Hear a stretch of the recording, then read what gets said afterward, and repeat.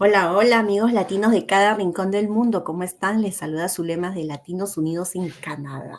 Hoy tenemos como invitada a la doctora Nadia del Mar, ella es psicóloga, nos trae un tema súper importante, padres, papis, así mamis, así que por favor, atentos.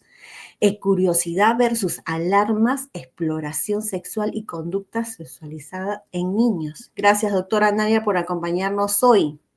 Por favor, preséntese. Gracias, Zule. ¿Cómo han estado todos? Buenas noches a todos. Bienvenidos a este espacio que programamos con tanto amor y con tanto cariño para ustedes. Hoy precisamente vamos a hablar de un tema que quedamos pendiente la semana pasada y es hablar de todo el tema de conducta sexualizada, exploración sexual, es normal, qué no es normal, qué podemos hacer para que ustedes queden con muchas herramientas. Me presento, mi nombre es Nadia del Mar, soy psicóloga especialista con más de 10 años de experiencia en el campo clínico de la salud mental, creadora de un espacio que se llama Líneas de Vida y de todas las redes sociales que tienen que ver conmigo, que son @psico.nadiadelmar, todas están enfocadas al tema de la recuperación de la salud mental y de cómo trabajar nuestro niño interior. Ya saben que se pueden comunicar conmigo acá en Colombia al 304-581-9766, que es mi WhatsApp y en el cual me pueden escribir las personas que estén viendo este video para poder hacer un descuento en las consultas psicológicas. Gracias, doctora. Así que ya saben, si le encuentran a la doctora Nadia en sus redes sociales como Nadia del Mar. Si les gusta el contenido de Latinos, no se olviden compartir, seguirnos, igual a la doctora Nadia. Cada semana traemos temas positivos para el bienestar de todos y de nuestra familia. Y qué mejor acompañada de las psicólogas que nos acompañan. Gracias, doctora Nadia. Comenzamos, doctora Nadia. Gracias, Zule.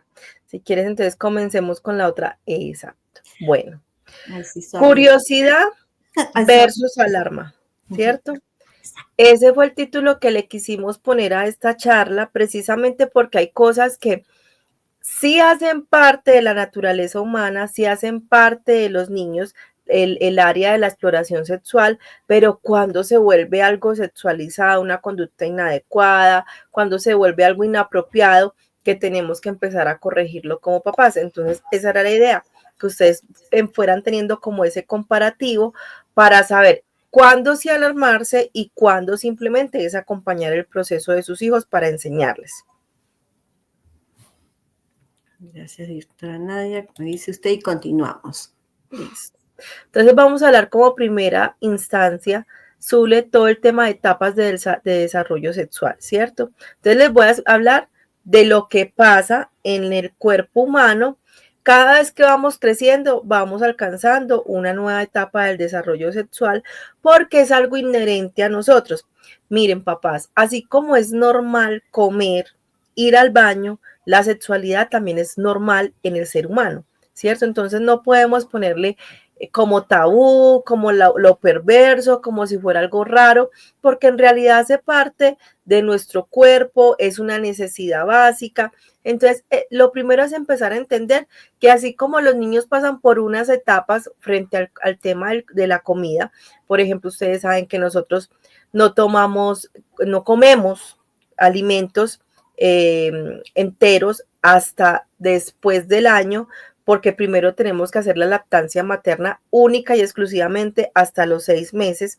Entonces, así mismo pasa con el tema de la sexualidad, pues vamos pasando también por etapas en las que inicialmente hacemos algo, luego se va transformando y luego se generan otras cosas, ¿cierto?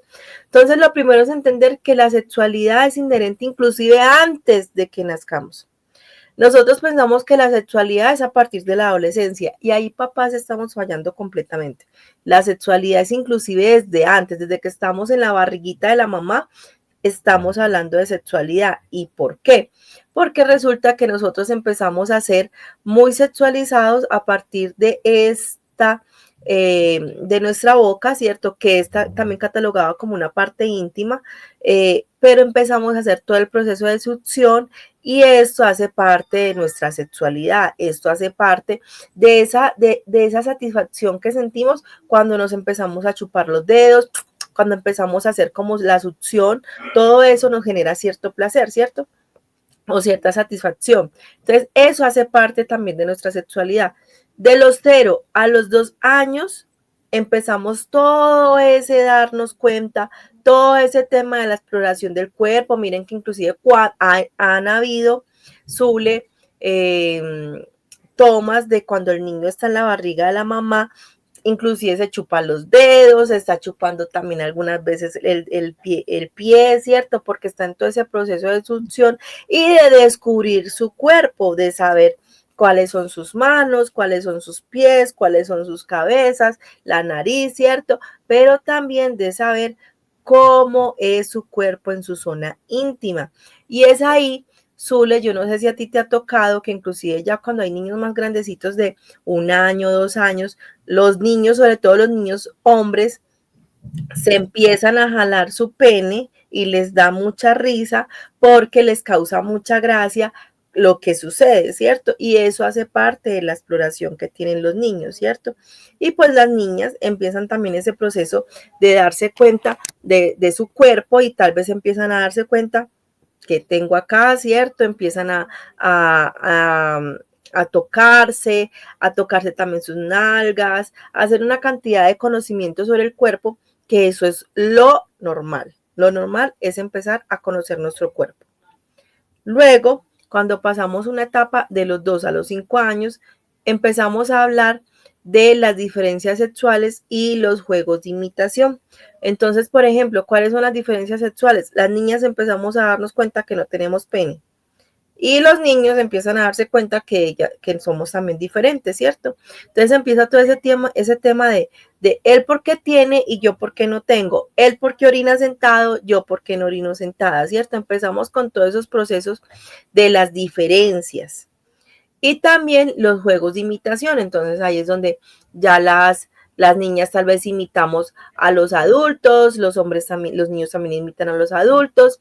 Que ahí, Zule, es lo que hablábamos la vez pasada, de que no siempre se tiene que atribuir que un niño dude de su orientación sexual o tenga o no sepa cuál es su orientación sexual o crea que es otra orientación sexual simplemente porque está imitando a su papá o a su mamá. Ejemplo, una niña que está conviviendo solamente con su papá y pues su forma de imitarlo, porque es tal vez la única figura que tiene porque no tiene a su mamá y solamente ha crecido con su papá, pues muy seguramente va a querer andar en pantaloneta y sin camisa, ¿cierto? Porque ve que su papá anda así en la casa o tal vez también lo quiere imitar en que juega fútbol y no siempre eso tiene que ver con mi orientación sexual, simplemente porque estoy imitando a las figuras más representativas y si es una niña que está creciendo sin su mamá, pues puede que quiera imitar a su papá. O inclusive, si crece con papá y mamá, pues puede que para mí sea mucho más representativo mi papá y yo quiera imitarlo a él. Por ejemplo, yo me acuerdo que yo de pequeña siempre no quería usar camisa, ni top, ni quería usar nada porque yo veía que mi papá todo el día andaba sin camisa en la casa. Entonces yo quería también andar así. Cuando me ponían una camisa me daba mucha rabia porque yo decía, porque él puede y yo no puedo.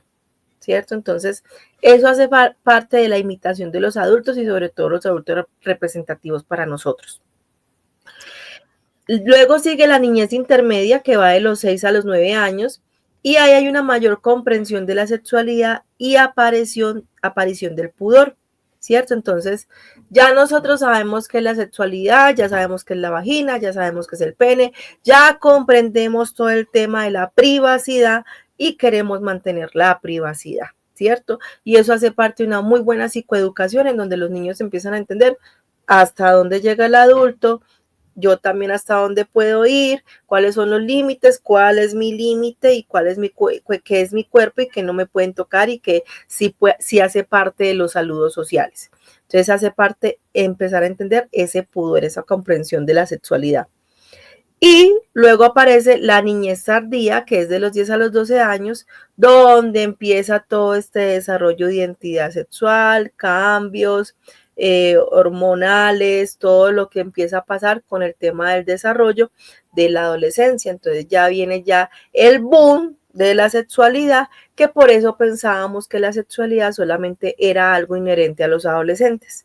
Y resulta que no. Desde el vientre de la madre venimos siendo niños y niñas sexuales.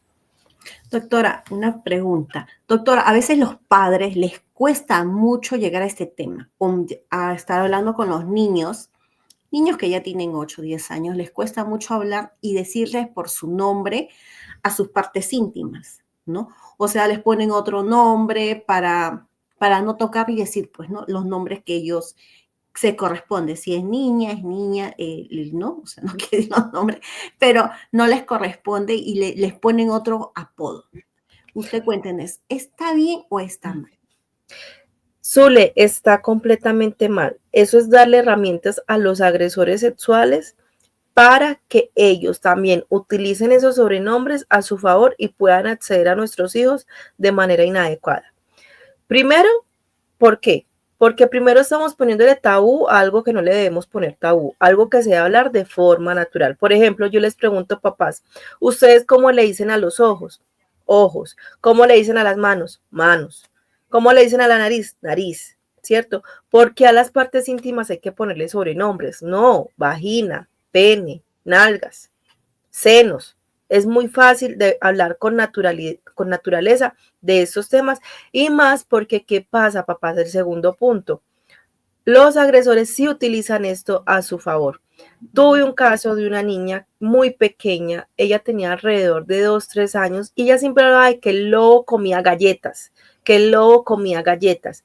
Nunca tenía, no había claridad en su lenguaje, claro, en una niña tan pequeña, pero era muy contundente en decir que sus galletas estaban en peligro y que el lobo se comía las galletas y que el lobo se comía las galletas. Resulta que su mamá le decía a la vagina galletas, ¿cierto? ¿Y quién era el lobo? Era el papá, ¿cierto? Entonces, claro, el papá jugaba el tema de la caperucita roja, hacía todo un teatro para que la niña no sintiera que había una situación abusiva y lo que terminaba pasando era efectivamente que el padre terminaba accediendo a su hija, a su vagina, de una forma completamente inadecuada y claro, pues nadie le entendía a la niña porque no había claridad en el lenguaje, porque desde pequeña se le había enseñado que la vagina era una galleta. Entonces, son temas que ponemos en bandeja de plata a los agresores a nuestros hijos. Las cosas hay que llamarlas como son y eso genera prevención del abuso sexual. Exacto. Lo otro, doctora, otra pregunta que le hicieron a un usuario y que se la hago hoy. Doctora, a veces algunos padres, abuelos, tías, tienen la manía de darle besito en la boca a los niños, niñas, ¿no? Llegan como saludos y le dan besito. ¿Está bien o está mal? Realmente Zule, es un tema que es inadecuado también. Por eso ahorita yo lo estaba diciendo, la boca es una zona íntima. ¿Por qué? Precisamente por eso, porque es que es una zona que es sensible al tacto, a los besos, que se generan sensaciones en nuestra boca, por eso la boca es una zona íntima. Es más, antes, las mamás de antes tenían la costumbre de que nos obligaban a darle beso al tío, a la abuela, al abuelo, y eso ya hoy en día está mandado a recoger. Uno da el saludo social, ¿cierto? Pero nadie tiene por qué obligarme a dar besos. Y mucho menos si a mí me están obligando que me tienen que dar un beso en la boca. Es que esto es una zona privada. Yo soy la que decido a quién le doy un beso. Sea un niño o una niña pequeña, ellos son quienes deciden a quién les dan un beso. Y hay que enseñarles y educarlos que esta es una zona que no a todo el mundo se le permite acceder, porque por acá también ocurren abusos. Entonces es un tema muy delicado, Zule, que los papás y las mamás tienen que empezar a entender. Gracias, doctora. Bueno, estas preguntas las hago porque realmente siempre tenemos comentarios sobre abusos y todo eso, entonces no le den beso a los niños en la boca. No es bueno, ¿no? Así es. Bueno, doctora, continuamos y después les hago otras preguntitas más. Gracias. Tranquila, Zule. Bueno, comportamientos típicos según la edad. ¿Qué es lo normal entonces? Entonces ya sabemos que somos seres sexuales, que es natural, que hace parte de nuestro desarrollo humano. Entonces, ¿qué es lo normal? Que de los 0 a los 2 años haya una autoexploración genital, ¿cierto? Lo que les dije ahorita, el niño que se toca su penis lo jala y les da mucha risa, la niña que empieza a tocarse y empieza a ver que hay una línea y una rayita y entonces yo por qué tengo y el otro porque tiene un palito, algo así, como que algo que se estira, ellos porque tienen eso y yo no, entonces empiezan todo el tema de explorarse y conocerse su cuerpo. Eso es normal, normal que un niño y una niña empiecen a tocarse. De los 2 a los 5 años, ¿qué es lo normal? Juegos, ¿cierto? Los juegos como los juegos del doctor y preguntas sobre diferencias de género. Eso es normal, que a veces los niños en el juego, papás, nos podemos dar cuenta si nuestro hijo está pasando por una situación de abuso. Métanse en el juego con ellos, sobre todo cuando son tan pequeños, de los 2 a los 5 años, lo que les decía, ellos no tienen claridad en el lenguaje.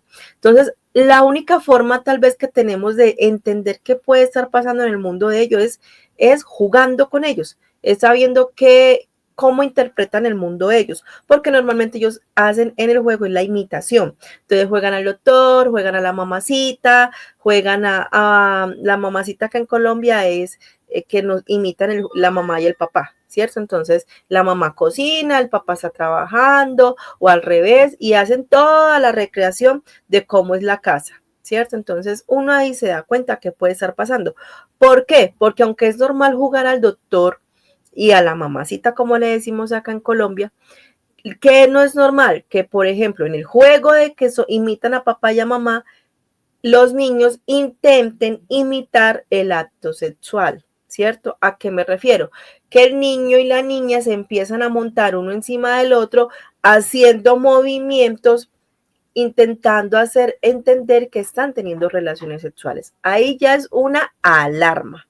Segundo, que vamos a jugar al doctor. Sí, si bien es normal que ellos se autoexploren, ellos todavía no les entra curiosidad de empezar a tocar y a tocar y a tocar al otro. Si yo estoy jugando al doctor y el niño sigue insistiendo en que me quiere tocar a mí, mis zonas íntimas, y yo ya le dije que no, insiste y sigue como esculcando, como si estuviera buscando algo, pilas que hay algo que nos está indicando que ese juego no es normal.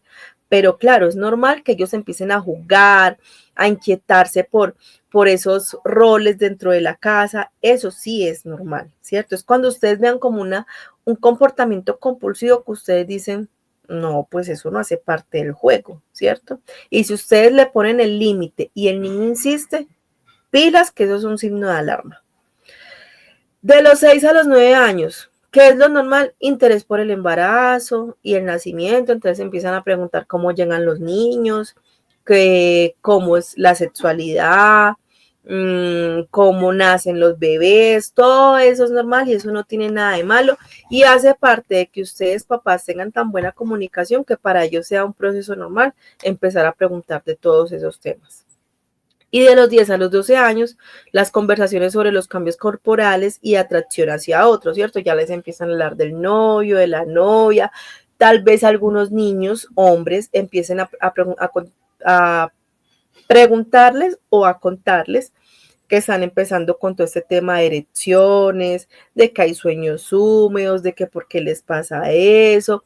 Inclusive son temas que a ellos inicialmente les da pena preguntar, pero si hay confianza entre papá y mamá, pues claro, se me va a facilitar mucho más el seguir indagando y es más fácil, papás, que les pregunten a ustedes a que vayan y les pregunten a los amiguitos que saben menos que ellos. Entonces ellos empiezan como todo ese tema de por qué sale este líquido, por qué me está cambiando la voz. Las niñas empiezan con todo el cambio también hormonal del periodo, ¿cierto? De su menstruación. Entonces también tienen dudas de cómo se pone la toalla, de que están empezando a sentir cosas por los niños. Entonces, claro, todo eso acompañado de una buena comunicación hace que se disminuya los riesgos en la prevención del abuso sexual. Doctora Nadia, los padres a veces no tienen mucha comunicación, lo que hablábamos en el tema anterior, con los niños, con los hijos, porque algunos hijos son muy callados, no tienen esa confianza de hablar, ¿cómo pueden llegar ellos a ese tema? Si están pasando, porque hay muchos casos que se ha visto en noticias que los niños han sido violentados y se quedan callados y se vuelven de los que eran tímidos más tímidos. Miren, papás, ¿cómo confiar en alguien si mi propio papá, mi propio abuelo, mi propio tío fue quien me está abusando?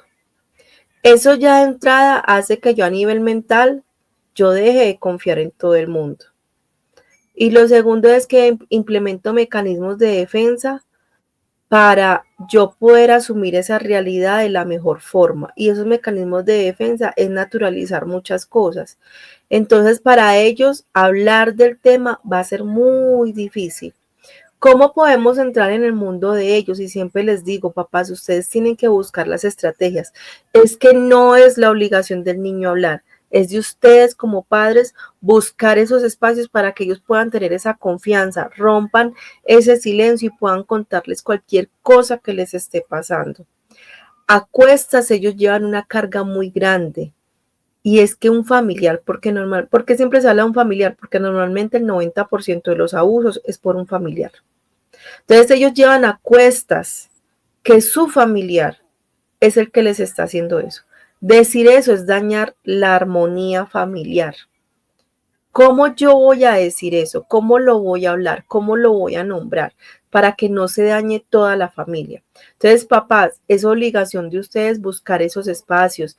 Lo que les digo, con los niños a través del juego. Jueguen con ellos.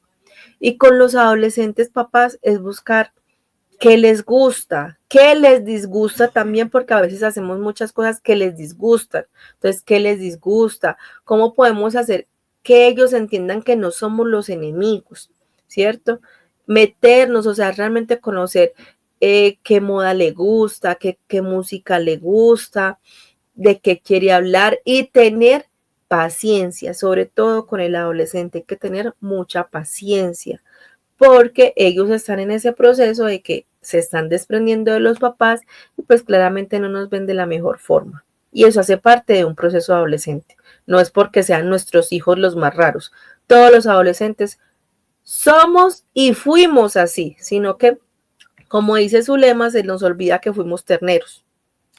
La vaca ya no se acuerda cuando fue ternera. Ese dicho. Doctora Nadia, sí, los niños adolescentes, lo digo porque también soy mamá de adolescentes, a veces ellos no podemos entrar a su mundo porque su mundo de ellos es totalmente diferente, quizá por no lo que están pasando, los cambios hormonales, sus cambios que tienen. Pero doctora, lo que comentó usted ahora, la otra vez, los enemigos, esos señores que son oscuros, que son malos, que hacen daño a los niños, ellos sí entran al juego, entran a ese mundo. Así es, Zule. Es que el problema es ese.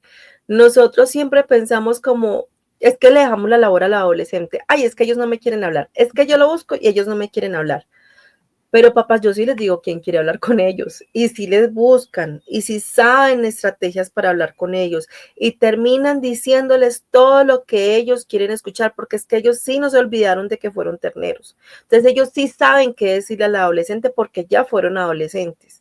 Entonces, finalmente se los estamos entregando es a ellos y muchos papás en su ego dicen, ay, pues entonces que se vaya.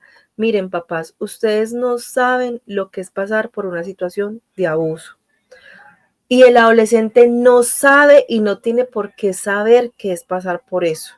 ¿Quiénes somos los protectores? ¿Quiénes somos el límite ante todo eso? Nosotros. Y nosotros fuimos los que decidimos hacernos cargos de ellos.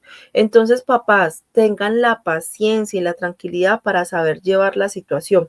Así como los agresores tienen la paciencia. Miren, uno a veces piensa, Zulema, que cuando uno habla de abuso, son situaciones que se presentan de un momento a otro. Zule, si vos supieras la paciencia que tiene un agresor, eso es hasta de años para poder llegar a eso que ellos quieren. Algo tan básico, Zule, nosotros creemos que solamente hay que enseñarles las zonas íntimas, pero también hay que enseñarles las zonas de riesgo a nuestros hijos. ¿Cuál es una zona de riesgo? El hombro. Porque es que el saludo no comienza en los senos. Para yo llegar a ti, yo no comienzo saludándote en los senos. Yo comienzo saludándote, hola, ¿cómo estás? Hola, ¿cómo estás? Ay, tan linda la niña, hola, ¿cómo estás? Hola, ¿cómo estás? Y hola, ¿cómo estás? O sea, eso empieza a ser gradual, de forma que el niño y el adolescente no se dan cuenta. ¿Cuál es otra zona de riesgo? El estómago. ¿Qué hace un adulto tocándole el estómago a un niño? Miren, por ejemplo, yo tuve viendo la imagen de la niña, que es doctora, tuve una paciente que su tío jugaba al doctor con ella. Y obviamente cuando jugaba al doctor con ella, lo que hacía era tocarla. Pero como era doctor, pero eso fue un trabajo, por decir así, un trabajo de años. El abuso de ella tiene imágenes de situaciones que fueron raras desde los 5 años, pero realmente cuando fue el abuso fue cuando ya ella tenía 11. O sea, desde los 5 hasta los 11 años, él planificó todo, cómo podía irla llevando para poder acceder a ella. Ella contó todo, fue cuando tuvo 16 años. O sea, imagínense todo ese tiempo de abusos. ¿Por qué? Porque el agresor sí tiene paciencia, papás. Cosas que a ustedes a veces les falta para poder entender qué le está pasando. Y esta niña, por ejemplo, habló a los 5 años de que algo le estaba pasando. La mamá entre lágrimas me decía, yo no le entendía, pero entonces desde hace mucho se pudo haber evitado. Lo que pasa es que la mamá no se metía en el mundo de ella. No es echar la culpa a los papás, pero sí empezar a entender que nosotros sí tenemos gran parte de responsabilidad y hay una corresponsabilidad entre todos los adultos de lo que le pase a los niños, Ule. Y a veces, como dice la doctora, los enemigos están dentro de casa. El tío, el abuelo, ese papá, tengan mucho cuidado y confianza, tanto niñas como niños, o sea, Así varones es. como niñas. Y también, doctora Nadia, de verdad que le agradezco porque este tema a veces hay gente que no lo quiere tocar porque es muy delicado, que esto, que el otro, pero no. Hay que contarlos como son, y como dice la doctora, para prevenir. Así es, Ule. Así Doctora, es. a mí en las redes sociales también hay mucho peligro sobre este tema.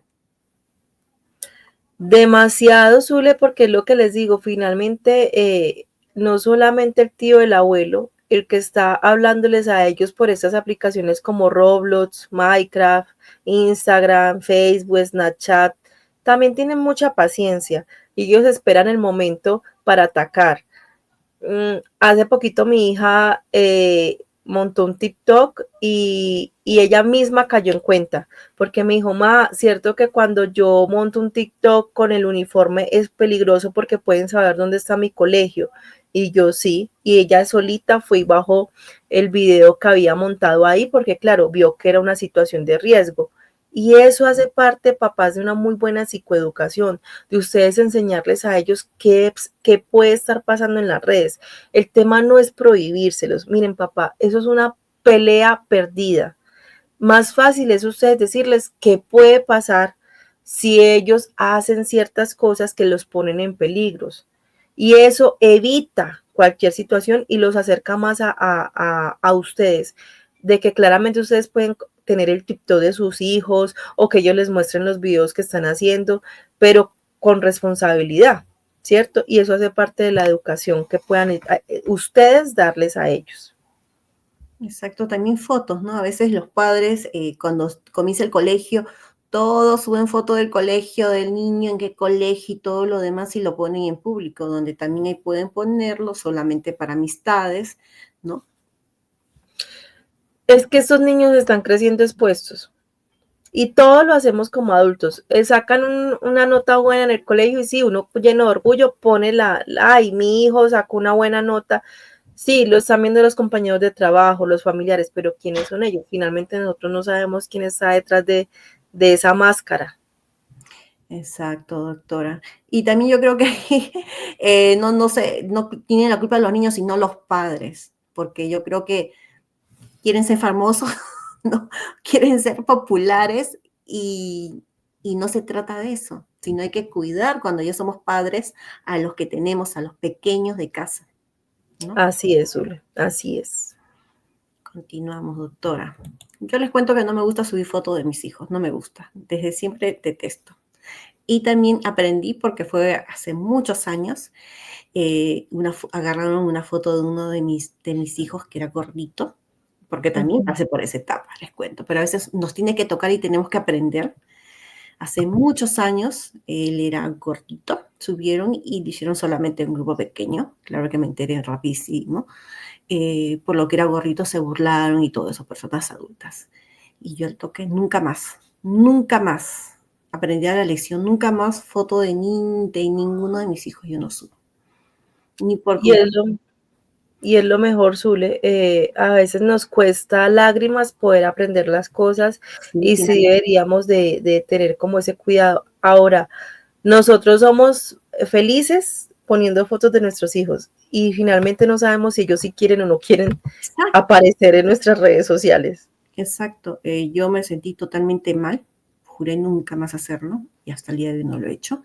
También, y después de eso, porque esas personas realmente son, por lo mismo que están mal de la cabeza, no entienden y son personas adultas. Claro que sí, les hice un lío tremendo porque yo les digo que como madre, cuando se meten con mis hijos, soy una leona. Así debe de ser. Bueno, continuamos, doctora. Ya les comenté una historia para que ustedes también prevengan, no hagan eso. Así es. Bueno, ¿cuáles son las señales de alarma entonces, Zule, cierto? Para prevenir todo el tema del abuso o los comportamientos sexuales que veamos en nuestros hijos. Lo primero es tener en cuenta la edad de nuestros hijos, ¿cierto? Porque a veces se presentan conductas sexuales inapropiadas para la edad. Yo ya les he venido diciendo lo normal. Entonces, ¿qué no sería lo normal? Que un niño de 4 o 5 años me esté generando un comportamiento sexual compulsivo o que le pase eso que le pasa al adolescente, que esté diciendo que tiene erecciones y que quiere sentir que se siente esa erección, ¿cierto? Eso ya nos habla de, ¿y él por qué está hablando de eso si eso no se presenta normalmente a esta edad, ¿cierto? O las niñas que quieren, en la adolescencia sabemos que se estimulan los adolescentes, ¿cierto? Existe la masturbación, tanto para los niños como para las niñas, ¿cierto? Para la adolescente hace parte de su desarrollo, que no es normal que un niño de 4 o 5 años esté hablando de masturbación, que uno los ve, ¿cierto? Que uno ve a la niña con el peluche, uno ve a la niña con la almohada, teniendo un comportamiento compulsivo de estarse tocando y sobándose en la almohada, y uno los ve que ellos sudan, empiezan como a sudar porque es un comportamiento compulsivo. Eso no es normal, y que uno los corrige y el niño y la niña siguen teniendo ese comportamiento, porque tal vez en algún momento puede que les llame la atención y sientan un roce en su vagina o en su pene y quieran hacerlo, pero si uno al niño o a la niña le dice, no, no es el momento, no es adecuado, no, tu cuerpo no está preparado para eso, ellos paran, si no han sido abusados, porque papá y mamá, si han sido abusados ellos, así usted les diga que no, ellos van a seguir en ese comportamiento. Y a veces lo que hacen los papás y las mamás es que les pegan para que dejen de hacer eso. Papás, eso no va a corregir la conducta. Algo le está pasando a sus hijos que ellos están presentando ese comportamiento. Entonces, pegarles o castigarlos no va a eliminar la conducta. Solamente va a hacer que ellos lo hagan a escondidas, pero lo van a seguir haciendo. Entonces, una alarma es que hagan cosas que no son adecuadas para la edad. ¿Listo? Lo otro, tener en cuenta el desarrollo. Conocimiento sexual avanzado no acorde a su desarrollo. Lo mismo, que empiece un niño de 4 o 5 años a tener curiosidad de cómo o a decirnos cómo se tienen relaciones sexuales. O a decirnos, por ejemplo, a los 4 años, qué es un homosexual, qué es un transexual, porque a veces, Zule, no, a nuestros hijos no los abusan con contacto. ¿A qué nos referimos con eso? A veces el abuso puede ser que les ponen material pornográfico. Entonces, claro, el niño de 4 años está viendo que hay un hombre con otro hombre teniendo relaciones sexuales y puede que el agresor les diga que son homosexuales, que eso es un comportamiento que pueden repetir ellos dos, ¿cierto? Y ahí el niño de 4 años empieza a entender que existen diferentes tipos de orientación, pero no es la edad, ¿cierto? O sea, no es que sea malo que ellos empiecen a comprender qué son las orientaciones, pero esa ni es la forma de enseñarles el tema de la orientación sexual, ni es el momento. Porque un niño de 4 años no va a entender qué es eso, simplemente va a repetir el comportamiento. Entonces, cuando un niño de 4 años me empieza a hablar de eso, pilas, algo está pasando con ese niño, porque esa no es la edad en los que a ellos les da curiosidad por el tema de la orientación sexual. Lo otro, cuando veamos que nuestros hijos están teniendo comportamientos abusivos, ¿a qué nos referimos? Vemos que nuestro hijo coge otras niñas para intentar acceder a ellas sin el permiso de las niñas y en medio del juego a veces que las niñas se sienten violentadas.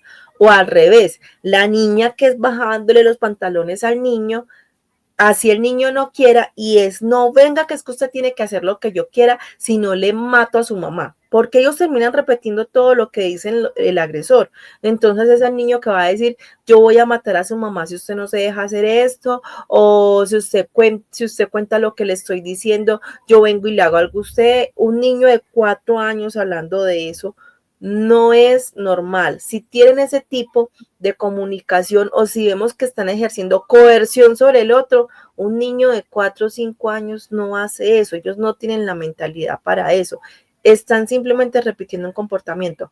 Ahora, papás, la pregunta que siempre me hacen, pero ¿no será porque lo ven en la televisión? No, ellos repiten tal cual eso que están viviendo con el agresor. La televisión no genera ese grado de afectación para que yo repita tal cual la situación que estoy repitiendo en este momento, porque realmente es el impacto emocional tan grande de lo que ese agresor me hizo, que eso es lo que me lleva a repetir. Ahora, en la televisión no son tan gráficos para decir, venga que yo le voy a matar y yo sé cómo se mete el pene en la vagina. No, a menos que estén viendo una escena pornográfica. De resto, no hay tanta claridad en la televisión sobre información como tiene un niño o una niña cuando es abusado. Porque es que, por más que me digan, no es que la televisión como está ahora, miren papás, si un niño tiene tanta claridad que el semen sale por el pene, que el semen es una babita blanca, que tiene un olor de cierta forma, porque ellos son muy descriptivos, no es que salió una babita blanca, tenía un olor a esto. Papás, eso no lo hace la televisión. Ellos no tienen ese conocimiento por la televisión, entonces pilas que si ellos son tan descriptivos en la información, algo está pasando con ellos. Y lo otro, los cambios bruscos en el comportamiento o regresión. Cuando nos referimos a cambios bruscos en el comportamiento, lo que dijo Zulema ahorita, el niño que no habla, pero que se volvió mucho peor en el tema de hablar, o sea, que ya es que inclusive se esconden detrás de las mamás porque sienten mucho temor, o sea, era tímido, pero ya empeoró la situación. O al contrario, era tímido, pero ahora de un momento a otro se volvió el que más quiere coger a todo el mundo, el que le quiere dar besos a todo el mundo, le dicen a todo el mundo te amo, y quieren darle besos a todo el mundo. ¿Por qué? Porque están repitiendo un comportamiento, ¿cierto? Entonces, esos cambios en el comportamiento de ellos nos hablan de que algo les está pasando, porque normalmente el niño es estable durante las primeras fases de la edad, pero si hay unos cambios en los comportamientos, eso nos habla, algo le está pasando, algo. Siempre el comportamiento de un niño nos habla de algo que le está pasando. Puede que no necesariamente sea algo sexual, pero sí le puede estar pasando un duelo, que no ve al papá, algo le puede estar pasando porque ellos no hablan, pero sí manifiestan con el comportamiento. Entonces, eso nos tenemos que dar cuenta. Y cuando hablamos de regresión, Zule, es el niño que ya, por ejemplo, había alcanzado dejar el pañal y tiene un retroceso y le tocó volver a ponerse pañal porque se empezó a orinar de día, se empezó a orinar de noche, se hace popó, ¿cierto? El niño que hablaba súper bien y de un momento a otro tuvo una regresión en el lenguaje. Eso no es normal. Eso nos habla de que algo le está pasando. Wow, doctora. Así que, papi, siempre estar atentos. Como dice la doctora, pilas, estar ahí atentos siempre a lo que los niños, porque ellos nos están dando ya ese peligro, ¿no? Así es. Doctora, Así es. continuamos. Factores que influyen en la conducta sexualizada, ¿cierto? Miren, papás, yo ahí puse esas frutas. Una papaya no tiene nada de malo, un banano no tiene nada de malo. Lo malo es la pretensión con la que lo ponen los adultos, ¿cierto? Y una papaya puede simbolizar una vagina y un banano puede simbolizar un pene, ¿cierto? ¿Con qué intención a veces se le presentan a los niños ese tipo de frutas o de objetos y cuál es la intención verdaderamente del adulto? Y ahí empezamos a pervertir la imagen del niño, ¿cierto? De qué es lo que ellos están buscando con eso. Entonces, es la exposición a contenido inapropiado. Cualquier contenido inapropiado. Normalmente hablamos de pornografía, ¿cierto? Porque ese es el abuso sexual sin contacto que más se utiliza, que les ponemos videos pornográficos. Pero papás, también he tenido casos que les ponen frutas para simular el acto sexual y claro, ahí pervertimos la imagen de los niños, ¿cierto? Lo que es la sexualidad para ellos. Entonces, cualquier exposición a contenido inapropiado es un factor que influye. Ahora, papás, muchos papás yo sé que económicamente les queda muy difícil que sus hijos tengan un cuarto aparte y normalmente los dejan a veces durmiendo con ellos y a veces en la misma cama. Eso no debe pasar. Ellos deben de dormir aparte. Y segundo, hacer la forma de que haya una división o papás, si ustedes van a tener su intimidad sexual, que es válido porque son pareja, pero en horarios y días que ustedes sepan que sus hijos no los van a ver o empiecen a pagar en hoteles o moteles un espacio para tener su intimidad, porque es que nosotros estamos convencidos de que, ay, no está dormido. Más de una vez me ha llegado al consultorio una niña que tiene todo ese conocimiento porque vio a los papás teniendo relaciones sexuales. Y eso de grandes a uno le da risa, pero de pequeños no. Eso genera traumas, papás, eso genera traumatismos. Y eso no es un motivo de risa, eso es un motivo de una situación que los papás fueron poco cuidadosos y poco responsables y se dejaron ver. Y eso habla de un abuso sexual. Eso acá en Colombia es delicado. Exacto, es madurez de los padres, ¿no?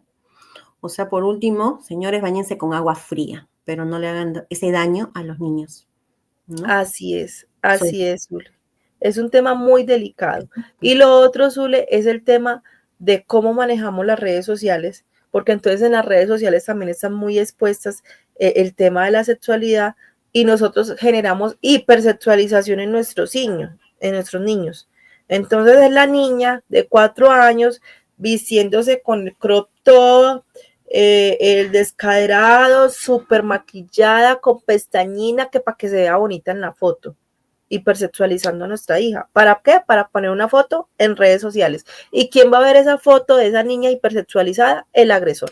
Exacto. Eso es lo que a mí les voy a decir, señoras, a mí sí me molesta cuando veo niñas que son niñas y las visten como señoritas, las maquillan y les ponen un montón de cosas.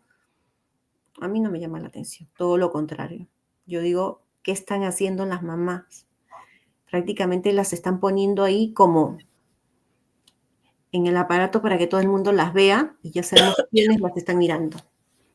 ¿No? Esos Exactamente. pedófilos, con su nombre, pedófilos. Exactamente. Así es, Zule.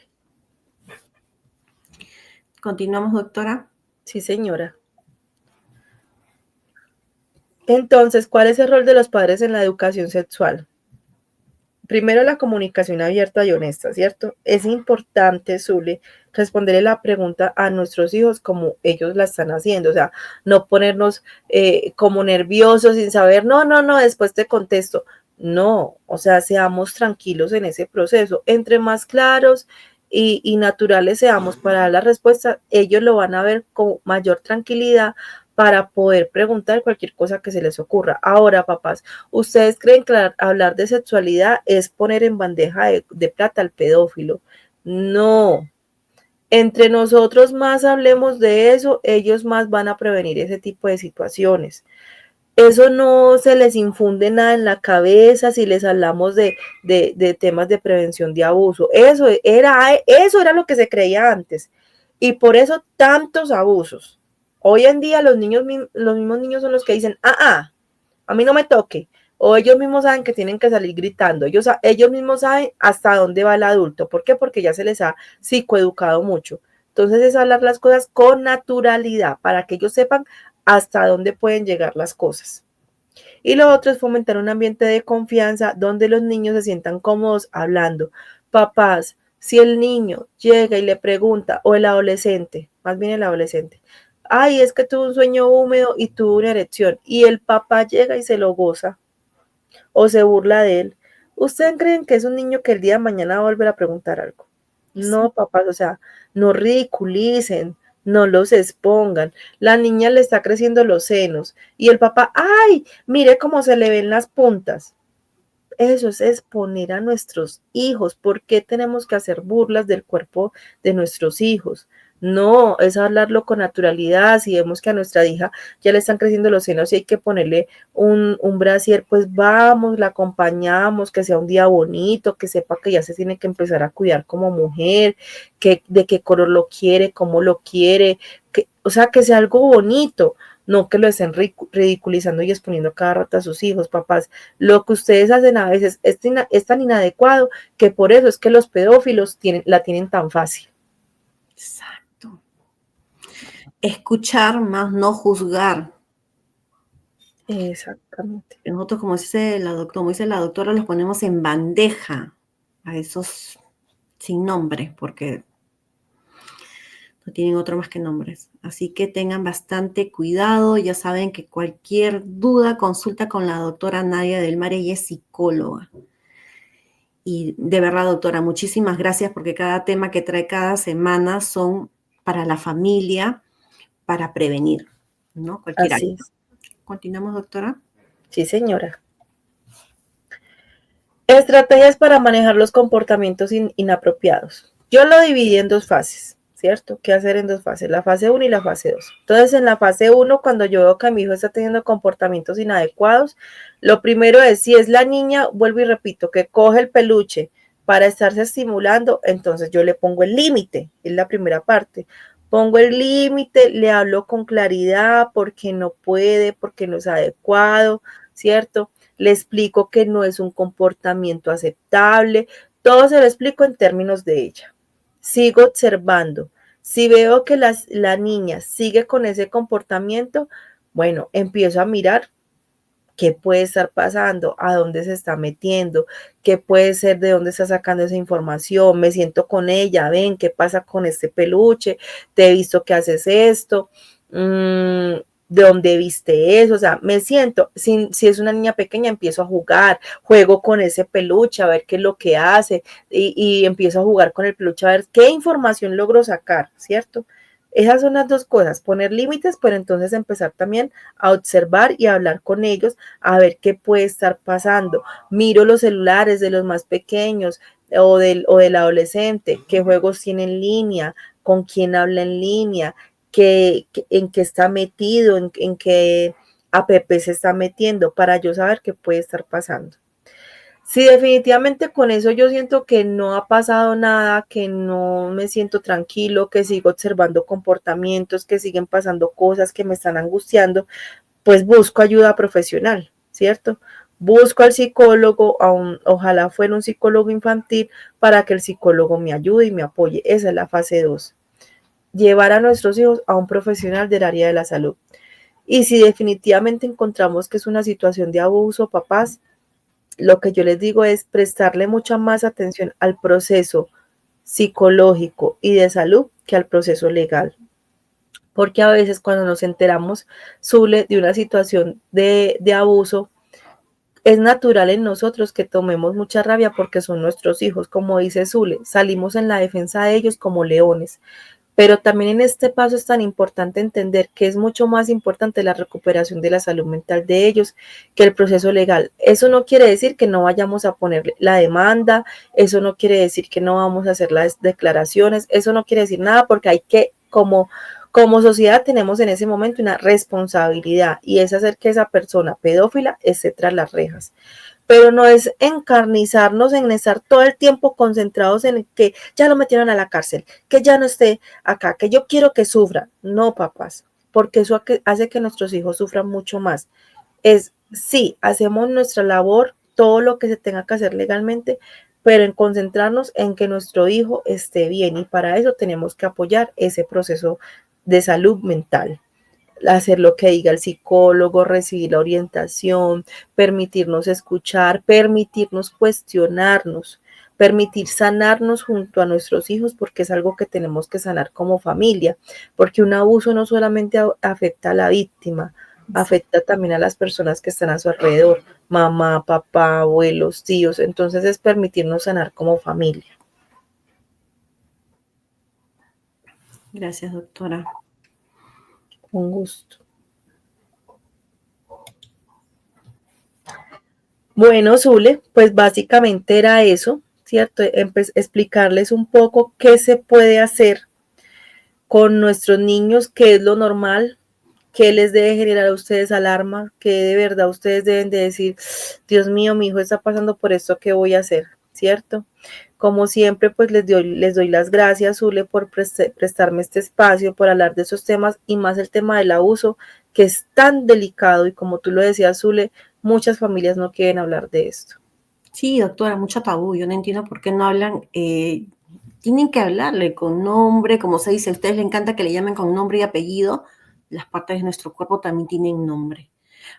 Porque lo mismo viene las personas esas, como le había comentado, las personas como comentamos con la doctora, ellos le van a hablar de lo más normal, les van a decir, como decía la doctora, inclusive con videos, con juguetes, con todo.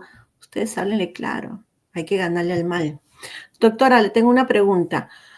¿Cómo diferenciar entre una exploración sexual normal y una conducta sexualizada que requiere atención? Bueno, pues Zule, realmente, como lo venía diciendo, la diferencia es qué es lo normal que se presenta para la edad, para el desarrollo de nuestros hijos, que nosotros consideramos que dentro de esta explicación que yo les doy, qué es lo normal que se presenta. Y la conducta sexualizada es cuando ya no es acorde ni a la edad ni al desarrollo. Vemos comportamientos adolescentes en niños de 4, 5, 6 años que uno dice, esto ya no es normal. Vemos que cambian su comportamiento a nivel emocional también, se vuelven más irritables o se vuelven mucho más tímidos.